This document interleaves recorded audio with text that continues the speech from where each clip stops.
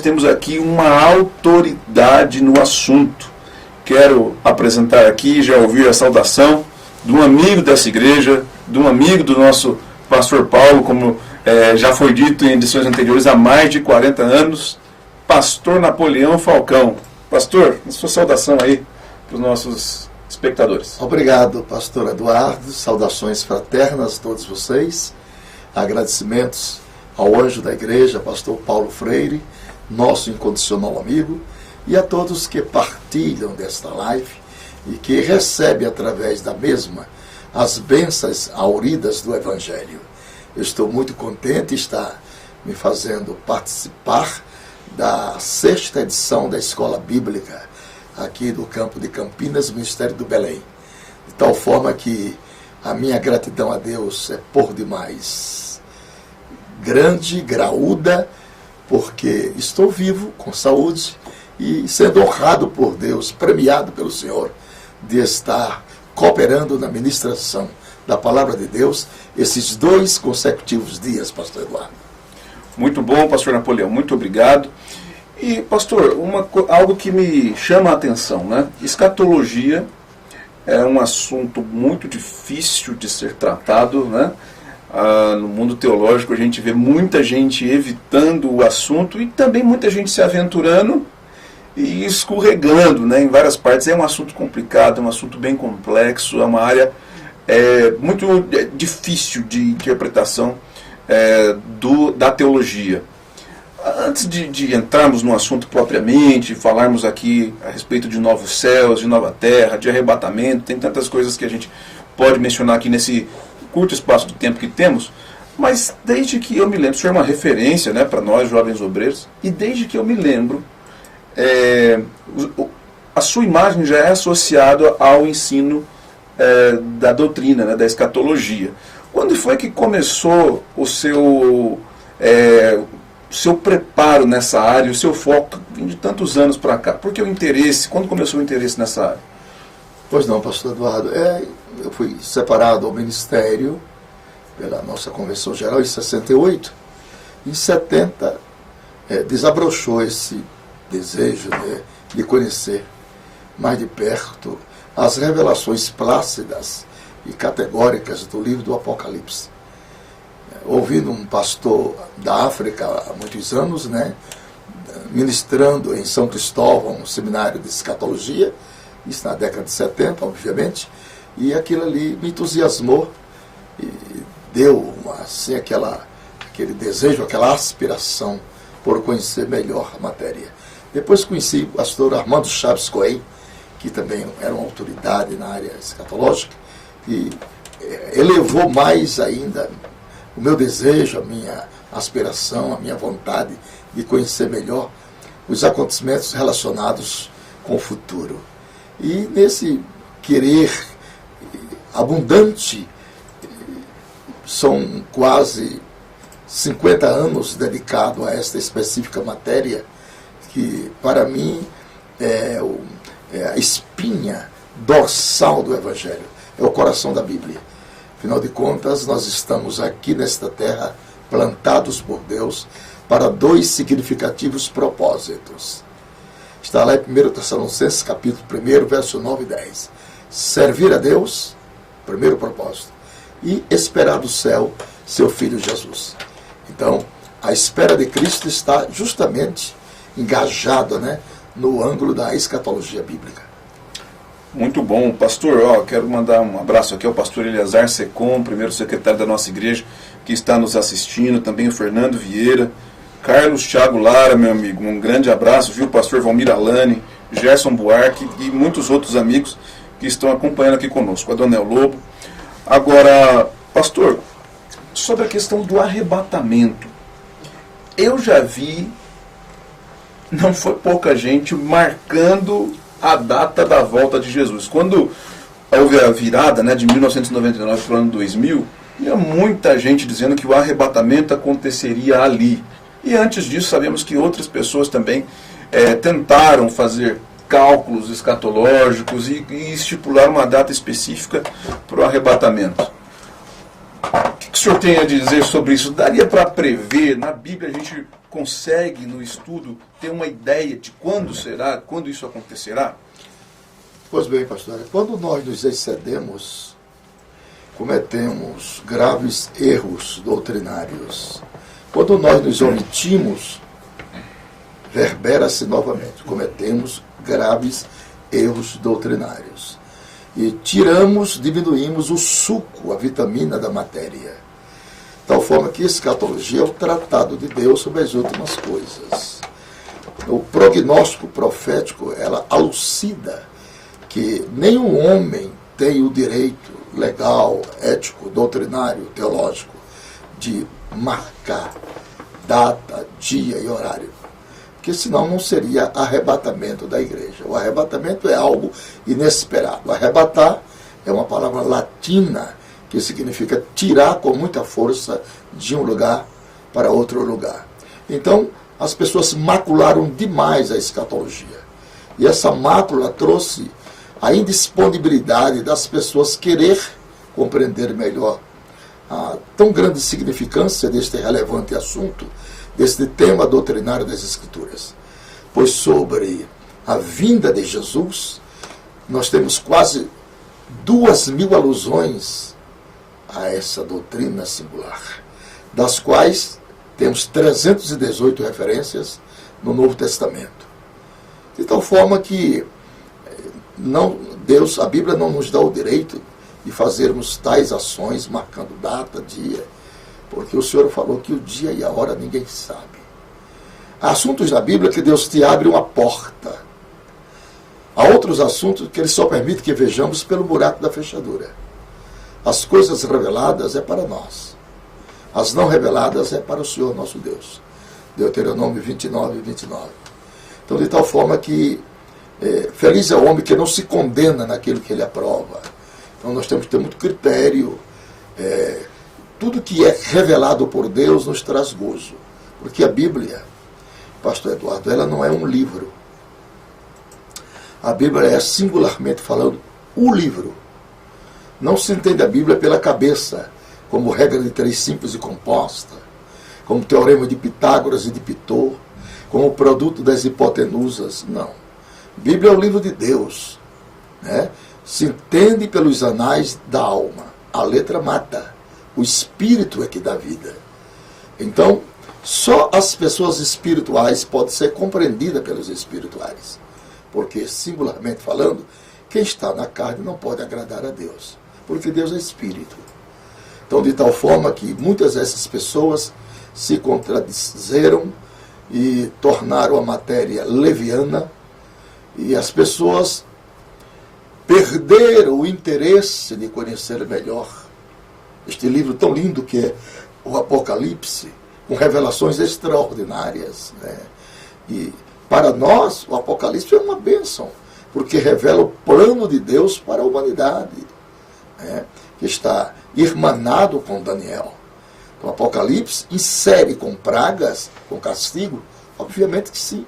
Mas para os impenitentes, para aquelas pessoas que não se dobram perante o Evangelho, que não se moldam à fé cristã, para estes sim, virá o impenitente juízo divino.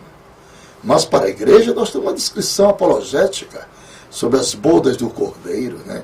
No capítulo 19 deste livro de Apocalipse. Então, são maravilhosas que Deus desperta no tempo e no espaço para promover a edificação do povo de Deus. Então, eu gostaria que você voltasse a amar o livro do Apocalipse, se interessar pelos anais proféticos deste próprio livro, para lhe conduzir a termos de edificação espiritual ainda melhor, e não somente desejar a vinda de Cristo, mas amar a vinda de Cristo. Muito bom, pastor. Olha, eu quero também mandar um abraço aqui para Cláudia Furlan, minha cunhada, o Guilherme de Hortolândia, Vinícius Lobo, a irmã Dinéia Rodrigues e o pastor Joel Antônio, que estão nos assistindo, a Dani Munique, também a Vanessa Costa, filha do nosso pastor Paulo, também está assistindo, está acompanhando aqui com a gente. Não se esqueça, gente, esse programa ao vivo, você pode interagir com ele, você pode mandar o seu comentário, vocês já estão mandando aqui, mas pode mandar também perguntas. Pastor Napoleão, uma pergunta muito comum que as pessoas fazem é sobre o propósito. Nós temos uma família aqui na Terra, pai, mãe, filhos, e tem muita gente que pergunta, eu vou reconhecer as pessoas quando chegar lá no céu? É uma pergunta que com certeza é a pergunta de muita gente que já está nos assistindo. Enquanto o pastor Napoleão comenta sobre isso, vai fazendo seu comentário, vai fazendo a sua pergunta, não fique com a dúvida, o Papo Reto Extra é uma grande oportunidade de você esclarecer essa e outras questões hoje a respeito de escatologia. Pastor Eduardo, um célebre jurista nacional, das maiores cátedras desta temática do direito, Dr. Rui Barbosa, ele enfatizou em um dos seus discursos que a ignorância é o principal fator dos erros e dos crimes. Então, nos céus não haverá ignorância, não haverá ausência do saber, não haverá ausência do conhecimento. Nós não vamos morar num país chamado céus, onde sejamos mais ignorantes do que na terra. Lá tudo será revelado. A clarividência será precisa. E Paulo instaura teses filosóficas e escatológicas nesses termos, titularizando o seguinte, que aquilo que os olhos nunca viram aqui, o ouvido nunca escutaram, ao coração nunca desceram, Deus reservou para aqueles que o amam. Obviamente que a nossa comunicação e reconhecimento não é na escala terrena, lá na eternidade. Nós levaremos para lá 3 lembranças de tudo aquilo que nós fizemos aqui, relacionados com pedras preciosas, relacionados com ouro e relacionado com prata. Dons, divindade e resgate. São essas 3 lembranças que sobem.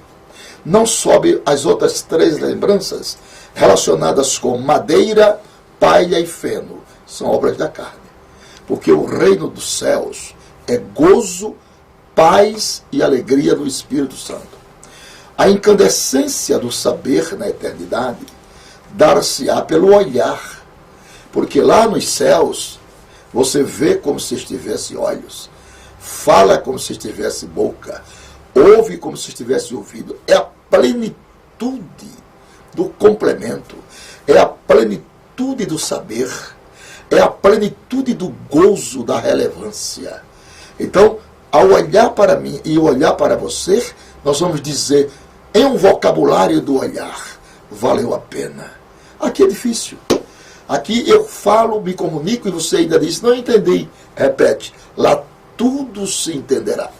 Não nessa estreita dimensão terrena, mas na larga dimensão espiritual. Esqueça da terra neste momento. Esqueça dos limites que nós vivemos aqui. Lá no céu não haverá limite. Porque, primeiro, os nossos corpos não estarão mais sujeitos às leis da física. Então, não estaremos sujeitos nem a tempo e nem a espaço. Então, de tal forma que o linguajar da eternidade é um linguajar sublime, é um linguajar de reconhecimento de uns para com os outros. Repito, todavia, não nesta dimensão terrena. Tudo que você pensar nos céus é muito pobre. É muito pobre. Nós só conhecemos dos céus o genérico.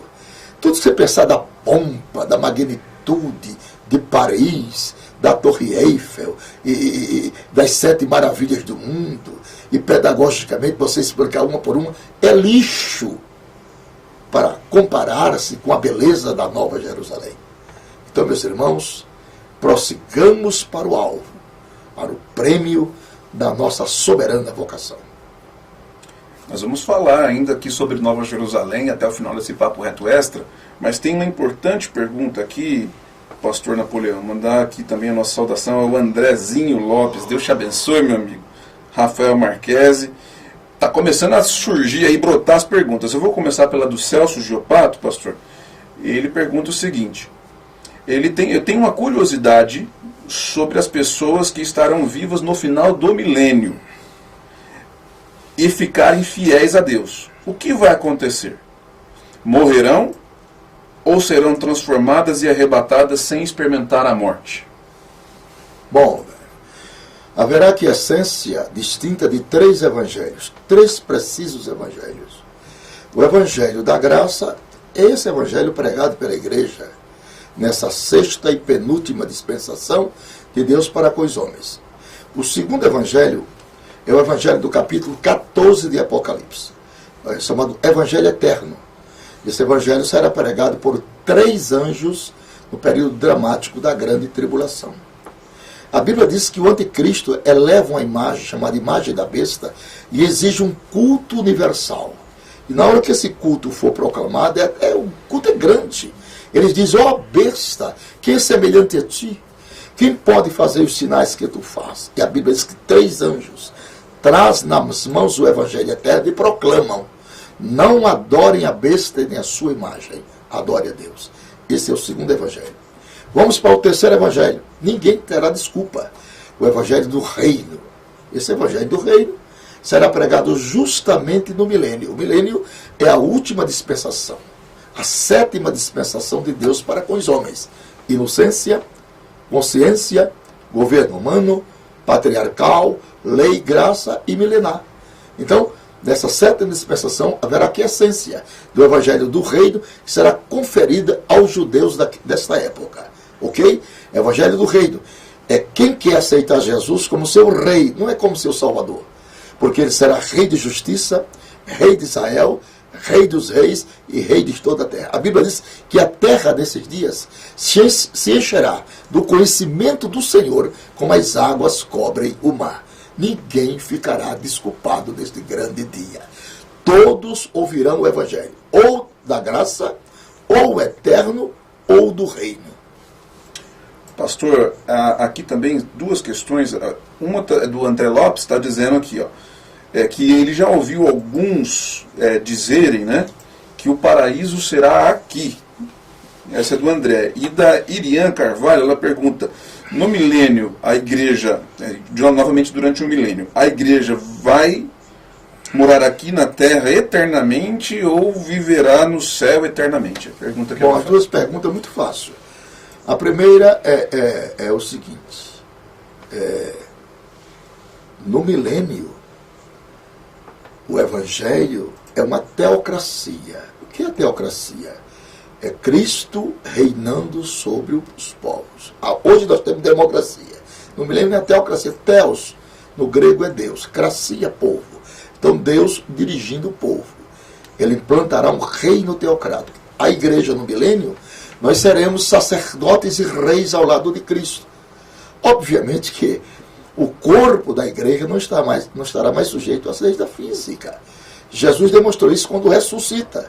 Ele aparecia e desaparecia a hora que ele quisesse. Assim será o nosso corpo por ocasião do milênio, porque já fomos arrebatados, já participamos das bodas, já voltamos em glória e vamos reinar com Cristo. Seremos sacerdotes e reis. A outra pergunta? A outra pergunta a respeito do milênio, né? Se a igreja vai morar aqui, ela coloca a questão eternamente, né? Ou se voltará a viver no céu eternamente. Um pouco de... Pronto, a Bíblia diz que céus e terra serão a mesma grei. Jerusalém celeste e clareia terrestre. A Bíblia diz, uma é a glória da celeste e a outra é a glória da terrestre. As nações andarão na sua luz. Então o foco do milênio é Jerusalém. A Bíblia diz que 7 mulheres segurarão na orla do vestido de um judeu. E diz, leva-nos a Jerusalém e tira de nós o nosso opróbrio. A lei sairá de Sião. Nos dias do milênio, ninguém vai a Washington, querer saber de Washington, de Tóquio, de Paris, de Madrid. Nada disso. É Jerusalém. Jerusalém será o colorário das nações. Lembrando que no milênio, a população da terra estará reduzida a 1/3. Porque a maioria morreram nas pragas adivinhas da grande tribulação. Porque na grande tribulação haverá 3 sancionamentos do juízo. O juízo dos selos, o juízo das trombetas e o juízo das salvas. Pastor, há uma pergunta aqui também, do Eric Silva, pergunta muito comum quando se fala de escatologia, que é a respeito das 2 testemunhas, se tem base bíblica para cravar assim, ó, são essas as duas testemunhas, ou se há como pelo menos ter uma ideia de quem seria. Deus achou por bem não revelar 2 segredos no Apocalipse aos homens. As 2 testemunhas até hoje Deus não deixou revelado para ninguém. Existem suposições, análises, conjecturas. E o outro segredo que Deus não quis revelar aos homens: as vozes dos trovões. Quando os trovões rebobinaram na ilha que João ia escrever, o anjo do Senhor disse: Celes, não escreva o que os trovões falaram. As coisas reveladas é para nós, as não reveladas deixa com Deus. Suposições, um diz que Elias e Moisés, Moisés e Enoque e Elias. Bom, um tinha ministério semelhante a Moisés, tinha poder de transformar água em sangue. Outro tinha ministério semelhante a Elias, fazia fogo do céu cair. Mas não significa que seja Moisés e nem significa que seja Elias. Ninguém pode afirmar, apenas suposições. Deus não quis revelar aos homens o segredo das 2 testemunhas, quem são. O que não está escrito a gente não inventa, né, pastor? Não inventa. É perigoso inventar. Nem sobre a questão da data, né, do arrebatamento, de Também, quando será. jamais. E também as 2 testemunhas, eu já vi muita gente dizendo que é Enoque e Elias, que é Moisés. Então, pastor Napoleão, e como é bom, né, pastor, quando a gente, mesmo com tanto preparo, pode falar para os irmãos que nos perguntam: eu não sei. Isso não está revelado, a gente não sabe, né? Muito melhor do que ficar inventando coisa. Né? Ficar inventando coisa. Eu quero mandar um abraço aqui para a irmã Ivone Souza, líder do Círculo de Oração de Vila Lemos, congregação onde eu estou ali dirigindo, por misericórdia de Deus. Também a Sara Júnior, o Alexandre Anjos, o Gemerson Carvalho, enfim, o Wilson Guimarães, a Ju Nascimento. Tem muita gente acompanhando a gente aqui nesta tarde. Pastor, tem uma pergunta aqui do Jonathan Diogo Domingos. Ela foge um pouquinho da nossa proposta aqui, porém, nesse meio onde teologicamente a gente vive uma inquietação muito grande entre calvinistas e arminianos, ele pergunta a respeito do livre-arbítrio. A pergunta dele é essa: o cristão tem ou não tem livre-arbítrio? Claro que tem. Nós temos responsabilidade com as nossas decisões, né? O projeto de Deus é a salvação de todos os homens. Pronto, acabou-se.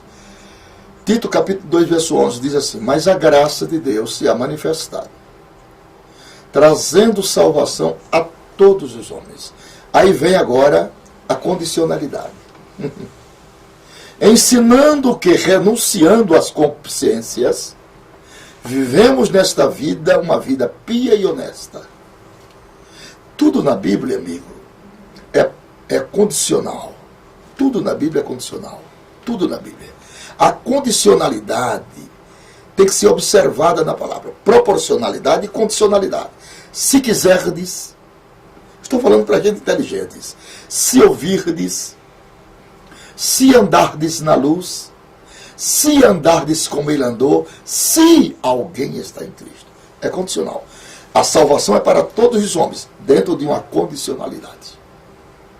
A graça de Deus se manifesta para todos os homens, trazendo o quê? Salvação. Com 3 pilares que dão sustentabilidade à mesma: a graça manifestada, o sangue derramado e a fé operante. De tal forma que eu continuo dizendo, enfatizando a todas as pessoas, que eu sou arminiano porque creio na condicionalidade da salvação. Cristianismo não é espiritismo. No espiritismo o diabo arromba a porta e entra. No cristianismo tem condicionalidade. Se ouvirdes a voz do Espírito Santo, não endureçais o vosso coração. Há muita gente pedindo para Deus abrir o coração. Senhor, abre meu coração. Isso não é para Deus fazer. Sou eu quem tenho que abrir. Eu tenho 70% da minha salvação. Eu sou um ser racional. Sou um ser inteligente. Eu sei que se eu tomar veneno, eu vou morrer. Então eu tenho que condicionalizar os ditames da Bíblia na minha própria vivência cristã. Então, a salvação é eterna. Claro que sim. mas para todos que lhes obedecem. Deus não precisa de ninguém. Deus não acerta o relógio dele pelo meu. Sou eu quem tem que acertar o meu relógio pelo dele. Ele é Senhor, tanto de vivos como de mortos. Excelente a participação, naturalmente, do pastor Napoleão aqui, e também de você que está interagindo, seja de casa, seja do trabalho. Tá bonito de ver hoje aqui, viu? Nós estamos muito felizes de poder estar entrando no seu ambiente aí, onde você estiver, e abençoar a sua tarde. Nós temos mais alguns minutos, né, pastor? Mais alguns minutos aqui. E eu quero fazer aqui a menção da pergunta da Irian também, que novamente manda uma boa pergunta aqui, pastor. Que é dúvida de muita gente, né? De repente a pessoa está colocando aqui, mas tem muita gente com essa confusão na mente. O inferno é um estado de vida ou um lugar? Ela continua. O fim dos mortos e vivos condenados, no fim, né, dos mortos e vivos condenados, irão para o lago de fogo? O que seria esse lago de fogo? Pois bem, o inferno, não existe inferno para queimar corpos. Não. O que vai doer no inferno, com clara evidência, é uma consciência culpada. Porque a consciência é o tribunal secreto da alma de todos os homens. Então não existe fogo físico para queimar corpos. É o fogo, a chama de uma consciência culpada. Uma consciência que ultrajou o sangue de Cristo. Uma consciência que, quando vivia dentro do corpo, não honrou a Deus. É essa consciência que o homem parte com ela para a eternidade. A Bíblia diz que os céus estão para cima, para nos livrar do inferno que está para baixo. O inferno será um lugar preparado para o diabo e seus asseclas. Então, as pessoas que estão lá sabem por que estão lá. Tanto está no estado intermediário, os mortos em Cristo no paraíso, respondendo aquela outra pergunta. Obviamente que o paraíso no Velho Testamento era embaixo.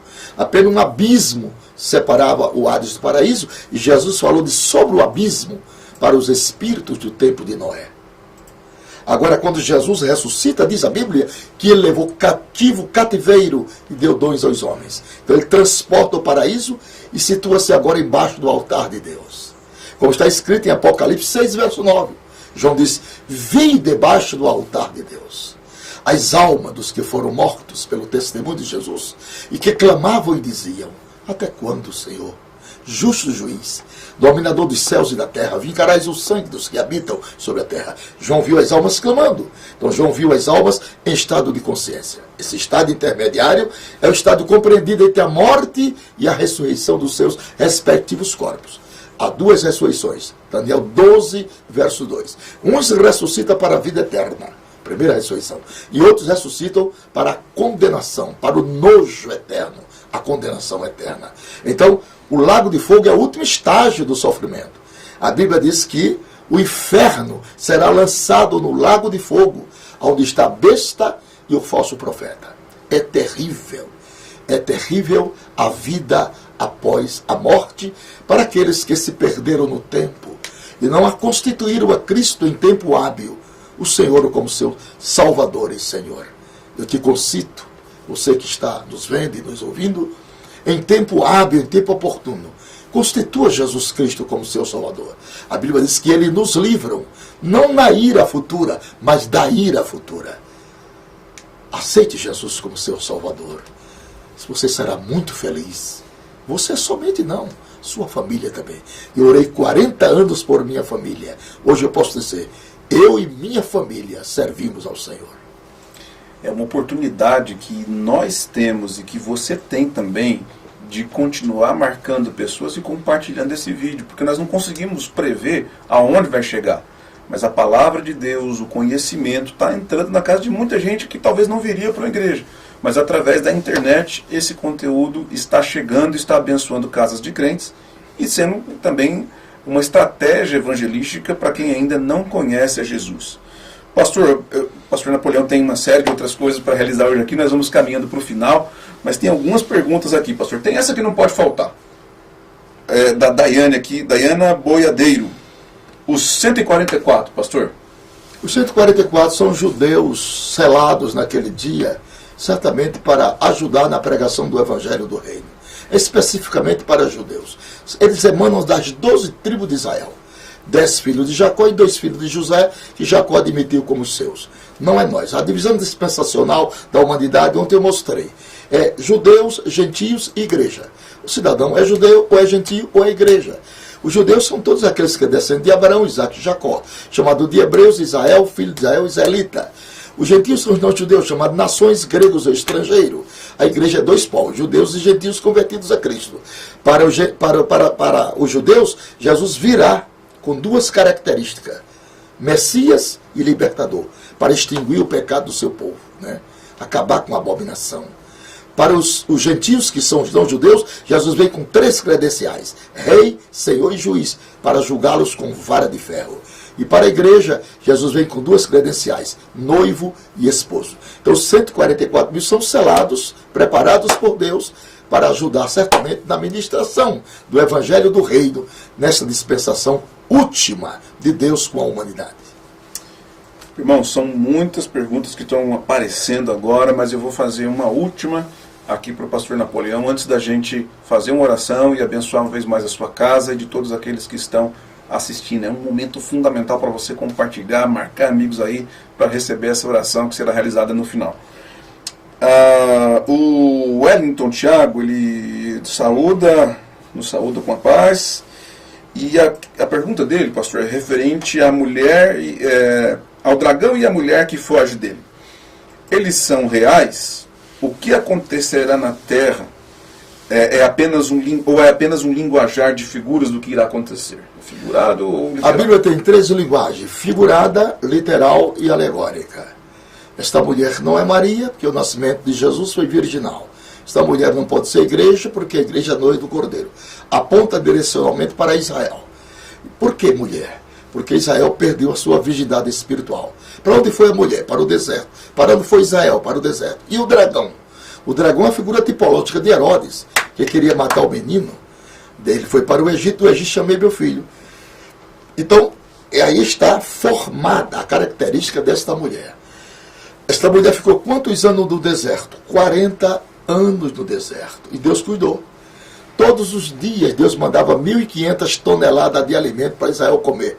Isso foi dados, pesquisas do alto comando de oficiais generais americanos, crentes, que pesquisaram, porque eram aproximadamente 3 milhões de pessoas. Né? Tem fundamento isso. Eles precisavam de 41 milhões 580 mil litros de água para dessedentar sua sede no deserto. Não tem rio permanente nem temporário. Esta mulher esteve no deserto. Esta mulher absorveu as bênçãos do deserto.